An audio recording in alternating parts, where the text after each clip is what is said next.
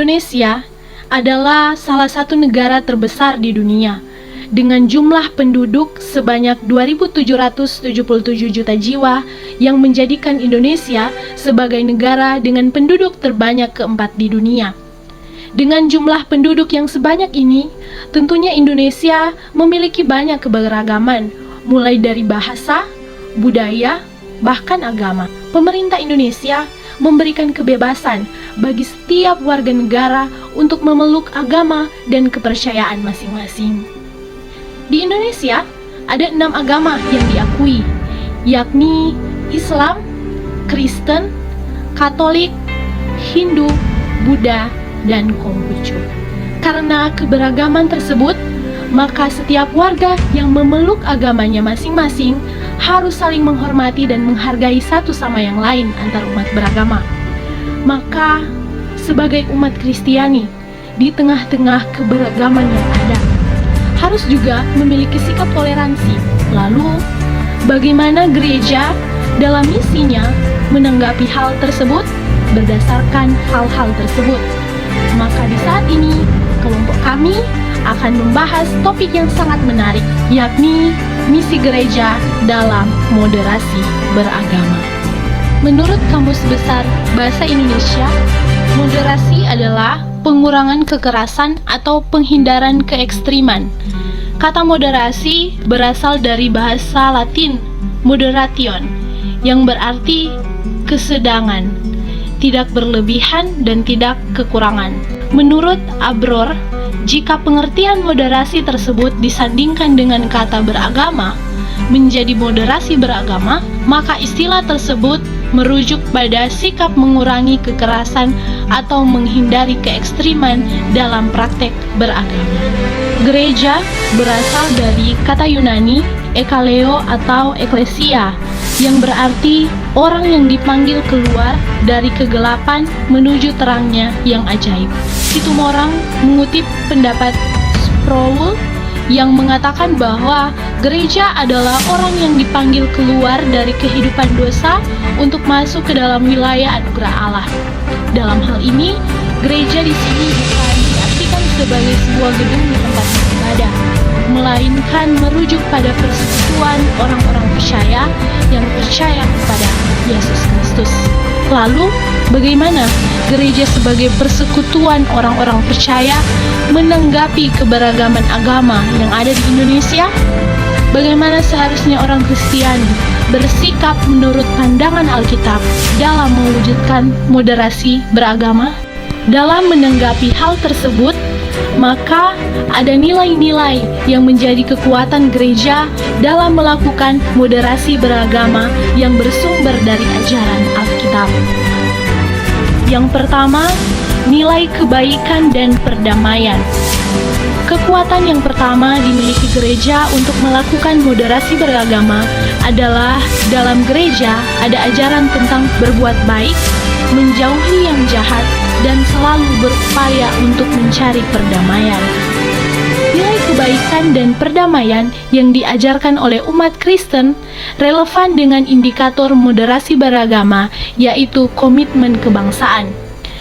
Jika orang memiliki nilai kebaikan dan suka berdamai dan menjaga kedamaian dalam hidup beragama, maka ia telah menjaga kesatuan dan keutuhan bangsa dan negara Indonesia. Karena negara ini akan tetap aman dan tentram apabila warga negaranya hidup dalam kedamaian dan terus mengusahakan perdamaian dengan semua orang. Yang kedua, nilai mengasihi tanpa batas. Nilai sekaligus kekuatan kedua yang dimiliki gereja adalah mengasihi tanpa batas atau mengasihi tanpa memandang suku dan agama. Dalam kitab Perjanjian Lama mengemukakan contoh peristiwa pengutusan Nabi Yunus ke Niniwe. Selain kitab Perjanjian Lama, ada beberapa contoh juga dari Perjanjian Baru yang menceritakan tentang Yesus yang mengajarkan kasih tanpa batas. Dari beberapa contoh tersebut menunjukkan bahwa orang Kristen yang meneladani Kristus mestinya mampu melakukan kasih tanpa batas. Hal ini sejalan dengan indikator moderasi beragama yang kedua, yaitu toleransi. karena kita semua adalah ciptaan Allah yang dikasihinya, tanpa batas suku, ras, agama, dan golongan. Melakukan kasih kepada sesama juga merupakan satu pembuktian bahwa kita mengasihi Allah. Oleh karena itu, nilai toleransi harus ada dalam kehidupan orang Kristen, kapan dan dimanapun ia berada. Yang ketiga, kerukunan yang mendatangkan berkat atau anti kekerasan.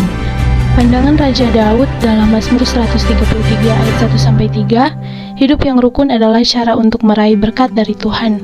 Namun di sisi lain, hidup rukun bukan saja untuk mendapatkan berkat dari Tuhan, tetapi mengandung nilai kebaikan yang indah dipandang.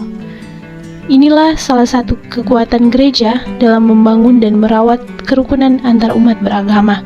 Hidup rukun bukan berarti lemah terhadap ajaran agamanya dan tunduk kepada ajaran agama orang lain, tetapi sebaliknya, untuk hidup yang rukun tidak memaksa orang lain, apalagi dengan kekerasan, untuk mengikuti ajaran agamanya. Hidup rukun adalah cerminan atau perwujudan akan imannya kepada Tuhan yang sejalan dengan indikator moderasi beragama ketiga, yaitu anti kekerasan. Yang keempat, gereja yang dipanggil untuk melayani sesama. Gereja sejak awal ketika ada di bumi ini memiliki 3 tugas utama, yakni bersekutu, bersaksi, dan melayani.